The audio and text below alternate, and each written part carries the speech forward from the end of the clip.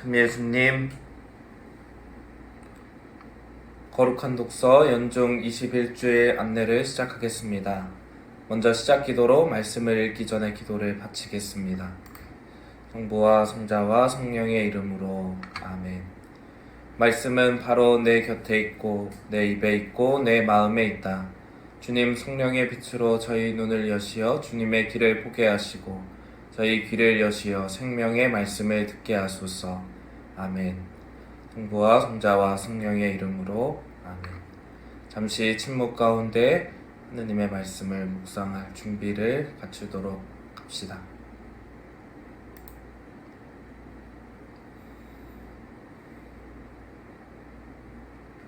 예수님께서 카이사리아 필리피 지방에 다다르시자 제자들에게 사람의 아들을 누구라고들 하느냐 하고 물으셨다. 제자들이 대답하였다. 세례자 요한이라고 합니다. 그러나 어떤 이들은 엘리야라 하고 또 어떤 이들은 예레미야나 예언자 가운데 한 분이라고 합니다. 예수님께서 그러면 너희는 나를 누구라고 하느냐 하고 물으시자 시몬 베드로가 스승님은 살아계신 하느님의 아드님 그리스도이십니다 하고 대답하였다. 그러자 예수님께서 그에게 이르셨다. 시몬 바르요나야, 너는 행복하다. 살과 피가 아니라 하늘에 계신 내 아버지께서 그것을 너에게 알려주셨기 때문이다. 나 또한 너에게 말한다. 너는 베드로이다. 내가 이 반석 위에 내 교회를 세울 터인즉 저승의 세력도 그것을 이기지 못할 것이다. 또 나는 너에게 하늘나라의 열쇠를 주겠다. 그러니 내가 무엇이든지 땅에서 매면 하늘에서도 매일 것이고 내가 무엇이든지 땅에서 풀면 하늘에서도 풀릴 것이다. 그런 다음 제자들에게 당신이 그리스도라는 것을 아무에게도 말하지 말라고 분부하셨다. 먼저 복음의 전체적인 맥락에 대해 살펴보겠습니다. 오늘 복음은 저번 주에 잘 설명드린 것처럼 예수님께서 갈릴레아 선교 여행 중에 하신 네 번째 여행의 전반부에 대한 이야기 마지막에 위치해 있습니다. 지금 보시는 화면은 저번 시간에 했던 복음의 맥락과 똑같은 내용인데요.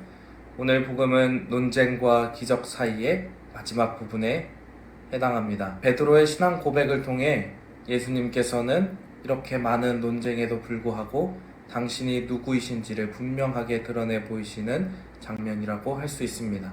놀라운 일들을 일으키고 있는 예수라는 분은 과연 어떤 분인가? 수많은 기적과 가르침을 보고 듣는 사람들 안에는 예수님의 정체에 대한 관심이 많았습니다. 바리사이들과 사도가이들이 포징을 요구한 것처럼 예수님의 활동에 의문을 품은 사람 혹은 잠재적인 위협으로 보는 사람이 있는 반면 있기도 하고 일반 군중들은 로마의 압제에서 벗어나게 해줄 정치적인 메시아라고 생각하기도 하였습니다.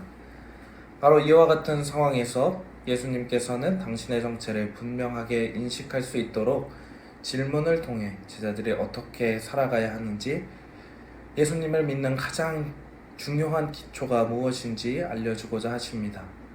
정리하자면 수많은 논쟁이 있는 예수님을 사람들과 제자들은 어떻게 고백하고 있는지, 또 어떻게 고백할 수 있는지에 대한 답을 오늘 본문을 통해서 살펴볼 수 있습니다. 다음으로 본문을 살펴볼 텐데요. 본문은 두 번의 질문과 두 번의 대답, 그리고 베드로의 대답에 대한 예수님의 해석으로 구성되어 있습니다. 첫 번째 질문은 사람의 아들이라는 말, 두 번째 질문은 나라는 말로 예수님 자신을 지칭하고 있는데요. 구성되어 있습니다.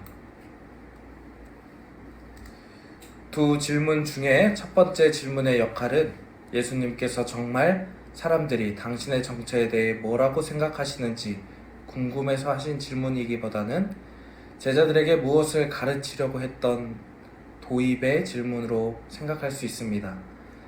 마테오 복음서는 두 가지 질문을 연속적으로 배치함으로써 복음서를 읽는 사람들이 이 두 번째 질문 후에 나오게 될 베드로의 신앙 고백에 집중할 수 있도록 하게 합니다.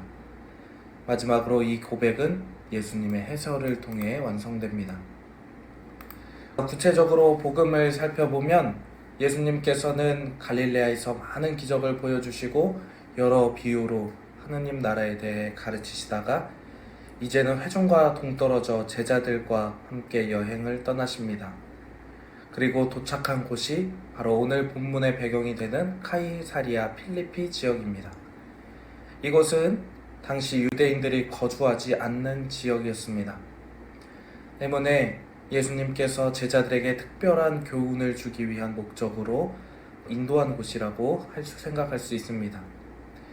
또한 이 카이사리아 필리피 지역은 기원전 3세기 이후로 헬레니즘의 영향을 받아 그리스 신화에 나오는 풍요를 상징하는 판신을 선택해 신전을 만들어 놓았습니다.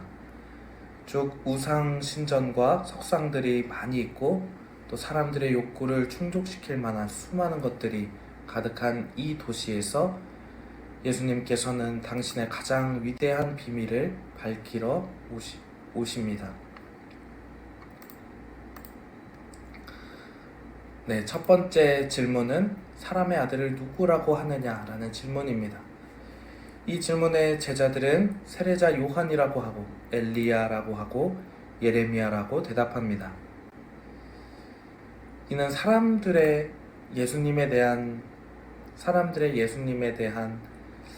생각이 사람들이 예수님에 대해 가졌던 생각이라고 할 수 있는데 먼저 세례자 요한이라고 생각했던 이유는 회개하고 복음을 믿으라는 세례자 요한의 메시지와 예수님의 메시지가 비슷했기 때문입니다.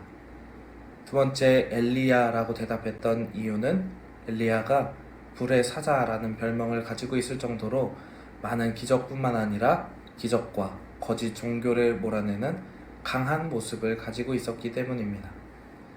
세 번째 예레미야 예언자라고 대답한 이유는 예레미야 예언자가 새 계약을 특히 강조했던 예언자로서 로마의 지배에서 벗어나 새로운 왕국이 될 것이라는 기대를 담고 있는 것을 보여줍니다. 즉 회중들이 예수님을 세례자 요한, 예레미야, 엘리야라고 표현한 것은 예수님의 모습이 자기들이 알고 있는 개념에서 이해하려고 하는 그런 경향을 담은 동시에 그 안에 예수님을 자신들이 원하는 존재로 생각하려는 의도가 담겨 있다고 볼 수 있습니다. 이제 그 질문 이후에 예수님께서는 사람들의 이야기하는 예수님에 대한 이미지가 아니라 제자들이 생각하는 예수님에 대한 질문으로 넘어갑니다. 예수님의 이 질문에 베드로는 살아계신 하느님의 아들이라는 고백을 하게 됩니다. 이는 예수님을 단지 예언자 중에 한 명으로 본 대부분의 회중들의 생각, 곧 인간으로서 예수님을 바라보는 것을 넘어 예수님께서 하느님과 동등한 존재임을 인식하게 하는 고백입니다. 세 가지 특징이 있는데 첫 번째로는 살아계신이라는 수식어를 붙였다는 것입니다. 살아있다는 것은 현재성을 의미하고 지금 함께 있다는 것을 의미합니다. 또한 베드로는 예수님을 하느님의 아들이라고 고백합니다. 이는 존경하거나 공경하는 대상이 아니라 인간을 뛰어넘은 신앙의 대상으로 고백하고 있다는 것을 드러냅니다. 또한 베드로는 예수님을 그리스도라고 고백합니다. 그리스도라는 호칭은 그리스어 크리스토스에 해당하며 기름 부음 받은 이를 의미합니다. 유다인들의 전통적인 사고에서 기름 부음 받았다는 것은 왕으로 등극해서 그에 상응하는 절대적인 지위와 권한을 가짐을 의미합니다. 그러므로 이 고백은 예수님이야말로 자기들의 진정한 왕이며 통치자임을 선언하는 얘기인데 여기에 베드로는 살아계신 하느님의 아드님이라는 초월적이고 신적인 호칭까지 선보합니다. 즉 구약시대 내내 이스라엘에 계시되어 온 그 하느님께서, 그 살아계셨던 하느님께서 바로 예수님 안에서 온전히 구현되고 지금 현재 이 자리에 우리와 함께하고 있음을 드러내는 신앙 고백인 것입니다. 이와 같은 베드로의 신앙 고백에 대해 예수님께서는 베드로에게 행복하다고 하십니다. 많은 회중이 예수님의 전체성에 대해 자기 바람을 투영하는 것으로 대답하는 데 반해 베드로가 예수님께 고백한 내용에 동의하시면서 이는 인간적인 방법이 아니라 하느님께서 알려주셨다고 설명하십니다. 예수님께서는 이런 베드로에게 베드로라는 이름을 주십니다. 성서 전통에서 새로운 이름을 부여하는 것은 새로운 역사가 시작되었다는 것을 의미합니다. 예수님의 신원을 정확히 고백한 베드로는 이제 반대로 예수님에 의해 새로운 신원을 부여받게 됩니다. 시몬 바르요나, 즉 요나의 아들 시몬이라고 불렸던 베드로는 이제 그리스어 페트로스, 곧 반석이라는 뜻을 가지고 큰 바위가 교회의 단단한 기초가 되는 역할을 맡게 됩니다. 또한 열쇠를 주십니다. 이 단단한 반석 위에 하느님께서 주신 매고 푸른 권한을 받는 베드로는 달리 말해서 교회를 통해 당신께서 활동하고 계신다는 것을 강하게 드러내는 구절이라고 할 수 있습니다. 네, 다음으로 묵상으로 넘어가도록 하겠습니다. 우리는 예수님을 누구라고 생각하는지 생각해 보면 좋겠습니다. 다른 사람이 이야기하는 예수님이 아니라 우리가 체험하고 우리가 받아들인 예수님은 어떤 분이신지, 그리고 나는 어떤 마음으로 예수님을 고백하고 있는지 생각해 보면 좋겠습니다. 복음에서 예수님께서는 그 사실을 알려준 것이 베드로의 머리에서 나온 것이 아니라 하느님께서 알려주셨다고 이야기하십니다.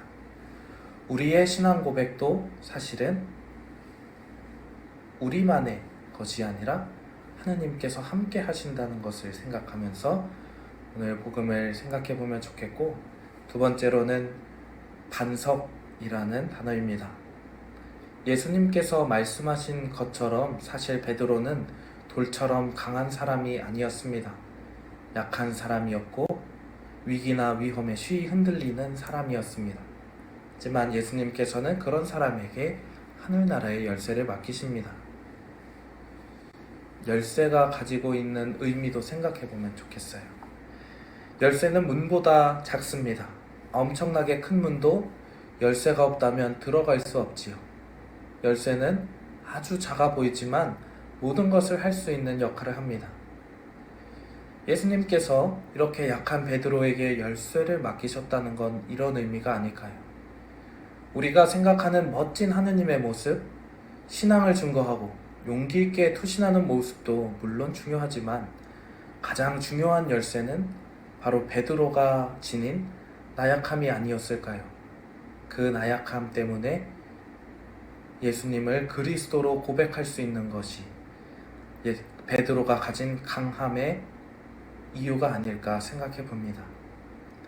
오늘 베드로의 이 신앙 고백을 생각해 보면서 우리가 예수님을 어떻게 생각하고 예수님을 어떻게 받아들이고 있는지 생각해 보며 한 주간 잘 보내셨으면 좋겠습니다. 마침 기도로 성경을 읽은 후에 드리는 기도를 바치겠습니다. 성부와 성자와 성령의 이름으로 아멘. 당신 말씀은 제 발의 등불, 저의 길의 빛입니다. 주님, 저희가 성경을 생명의 말씀으로 믿고 기도하며 선포하게 하시어 언제나 성령 안에서 평화와 기쁨을 누리게 하소서. 아멘. 성부와 성자와 성령의 이름으로 아멘.